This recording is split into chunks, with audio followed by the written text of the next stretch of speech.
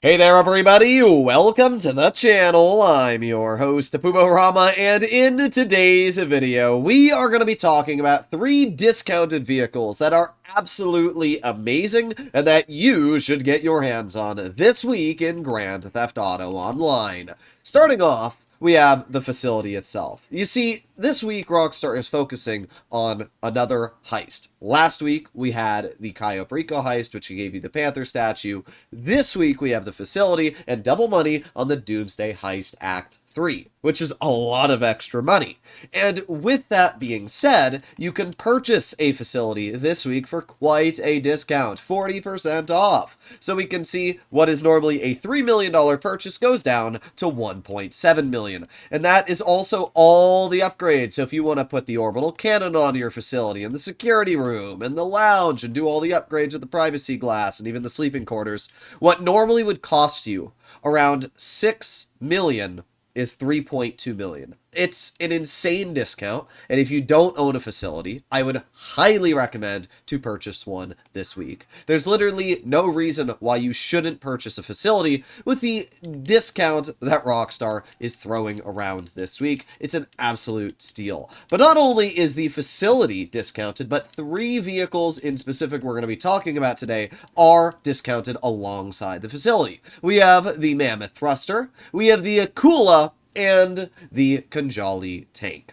We're going to start off with the thruster, and then we'll move over to the tank, which is right next to me, and we'll finish off with the Akula. All of these are really fun, and in my opinion, actually solid vehicles to mess around with. So let's start off with the thruster. What does it have going for it? Well, I like to call the thruster an Oppressor Mark II counterpart. It's very easy to call in. You go to Manage Vehicles, and you scroll until you see the thruster in the list. That's how easy it is to call in, and once you call in the thruster, it works just like any other vehicle. Now, first of all, it has a little boost that allows you to launch right into the air. So it's kind of just like the Oppressor Mark II, where you got this little boost to help you just get quickly into the air and deal with opponents. But there are a couple advantages for the thruster over the Oppressor. And the major advantage is the flares. Not only does this launch twice the amount of flares, but you can also spam the flares on the thruster, as we can see, unlike the Oppressor Mark IIs, which are only able to be used once every 15 seconds. It is actually a big advantage. Not only that, but the thruster is very fast once you actually get it in the correct direction, and with a little bit of speed, you can get upwards of 130 miles per hour, similar to the top speed of the Oppressor Mark II. And the best part about the thruster is that it hovers just like an Oppressor Mark II, and also features homing missiles, making both of these actually pretty similar and capable vehicles. Now, overall, I'd still probably say that the Oppressor Mark II is a bit more effective in its overall capabilities because it obviously is more maneuverable, it's able to accelerate faster, and kind of get the job done a bit easier. However, there is one major advantage for the thruster, and that is the fact that it's just a heck of a lot cheaper. If we scroll on to Warstock Cash and Carry, which is where you're able to buy discounted vehicles, we are going to see the thruster this week is only $1.3 million. When you compare that to the whopping $8 million price tag of the Oppressor Mark II, and even with discount $6 million, plus the fact you need to own a nightclub, plus the fact you need to own a terabyte with the upgrade station, then yeah, it's a lot less. It's about 5 times cheaper to purchase a Mammoth Thruster this week than it is to own an Oppressor Mark II. So if you want my personal opinion, I would definitely say that if you don't already own an Oppressor, to pick up the Thruster, because it's going to get 90% of the job done in the same way, in the same amount of time, but it's going to be a heck of a lot cheaper. And I honestly think the thruster is really underrated. I've made videos in the past talking about why I think after Rockstar has nerfed the Oppressor Mark II a lot, that I think the thruster is just as good, if not better, in terms of combat because of the fact its flares are better.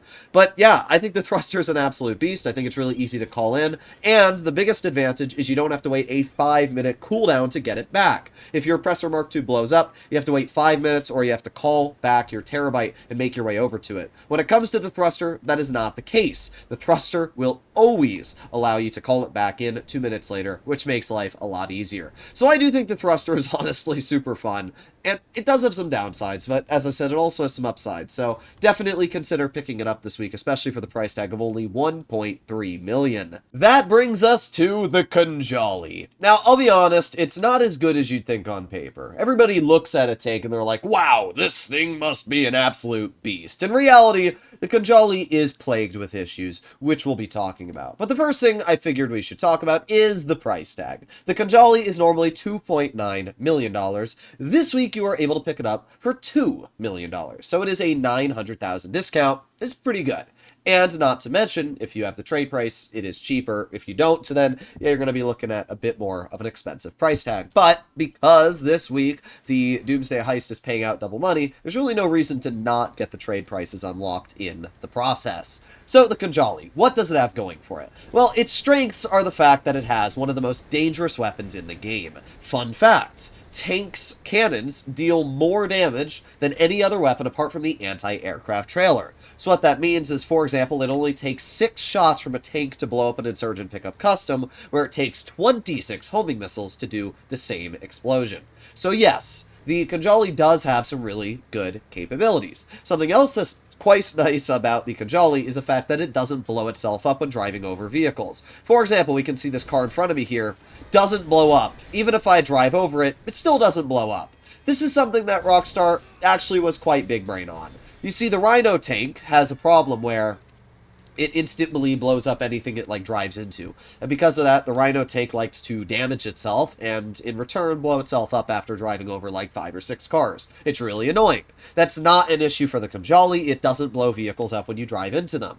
So, another actually quite nice thing.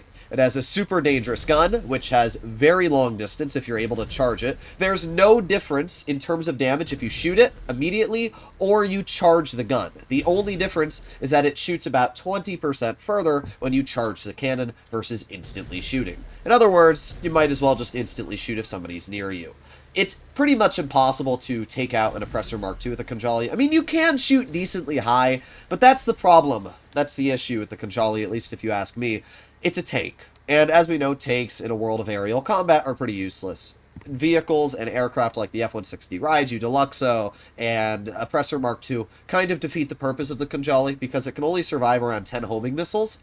And when you pair that with the fact that you can easily lock onto it with homing missiles, it just kind of defeats the purpose of a tank in most situations. So if you want to use the Khanjali to complete public mode missions, it's really fun. I mean, I can blow up anything in front of me instantly. And it makes completing certain missions, especially because you can call it right through the interaction menu, very easy. But in terms of combat versus other players, unless they're on the ground, I can't really say it's all too effective. You're going to be slower than most cars, so somebody in an armored vehicle can just drive away. And not only that, but it's a tank. It's just too slow to really be effective. So while I do think the Khanjali is very fun, I would keep an open mind on whether or not this is the right vehicle for you. And that brings us to the final choice for today's video, the Akula. One thing that I do find rather annoying about calling in personal aircraft is that it gets rid of personal vehicles that you currently have out. For example, my Khanjali had to be despawned to call out my helicopter. However, there are ways to make life a little bit easier. If you are part of a CEO, you can call out a CEO vehicle and use that to drive over towards the helicopter or aircraft that you called in. And I did an even easier route, which is going over to service vehicles, going to my Acid Lab and requesting my delivery bike, which is basically a personal vehicle. So I can still drive around and use any vehicle that I need and get right over to my Akula. As we can see, the Akula looks frickin' epic. It's obviously based off of a Soviet-style stealth helicopter, and I can tell you that the Akula is just one of the best helicopters in the game. It still probably is the best helicopter, to be entirely honest. Why? Well, first of all, the Akula has a stealth mode. We can see that I can hide my weapons, and hiding them, it will say, all pilot and passenger weapons are unavailable while the vehicle or aircraft is in stealth mode. Essentially, you are not allowed to use your weapons in stealth mode. However, nobody on the map can see me. So if I was in a public lobby, I could fly from point A to point B without having to worry about somebody blowing me up. you can imagine how nice this is. You don't even need to use your weapons if nobody knows where you are. So I will usually, when I'm in a public lobby, call out my Akula just so I can quickly get from point A to point B in stealth mode and not have to worry about people messing with me. And sure, the F-160 Raiju, it's great. It has a hover mode, it's a jet, it's fast, it's amazing in that capability. However, I still like the flexibility of a helicopter more than the flexibility of a jet. I can land my Akula on office buildings and instantly travel right inside. You cannot do that with jets. The Akula lands faster and easier, and not only that, it can survive more explosions. So because of that, I do think the Akula is a beast. And you can instantly pull out your weapons. I mean, look how quick it is, right? I'm in stealth mode, and watch how quick I can start shooting missiles. Boom. Just like that, I can start shooting missiles once I exit stealth mode, which is kind of insane when you think about it. Plus, unlike the F-160 Raiju, these are spammable homing missiles. So you can just keep holding the fire button over and over and over. They will home in on any target you want, and then boom, go right back in the stealth mode and you're invisible on the radar. You can imagine how dangerous this is. However, you will still be lockable with homing missiles. So while you're in stealth mode, if people do see you in the sky, you are able to be seen with homing missiles. So because of that, funny enough, I actually own two different Akulas. I have one that is black, and I have one that is white. Or should I say light blue. That way, when it's daytime, I can call out my light blue Akula, and nobody will see it because it's daytime and it'll match the sky. And I can also call one in that's black, and it will be perfectly matching in night. And then it works really well with stealth mode. Or you can paint your Akula chrome and it'll do the same thing and kind of mimic its surroundings, but it doesn't work as well as painting it either blue or black. Either way, the Akula is a beast. It's fast, it has homing missiles, it's incredibly fun to fly around with, and if you have somebody else on it, they can control a remote minigun on the front, which is insanely dangerous. So I would highly recommend you consider picking up the Akula, especially because this week it is quite a bit discounted. Normally the Akula is sitting over $3 million, but this week you can get it for $2.3 million, which is quite a big discount from the $3.375 million that it normally sits at. You will not be disappointed with the Akula. It's definitely the best out of the three vehicles that I've talked about today. So let me know in the comments down below what you guys think. Let me know if you agree or disagree, and if you'd like to see more content like this, please consider smashing that subscribe button down below. See you in the next one. Bye-bye.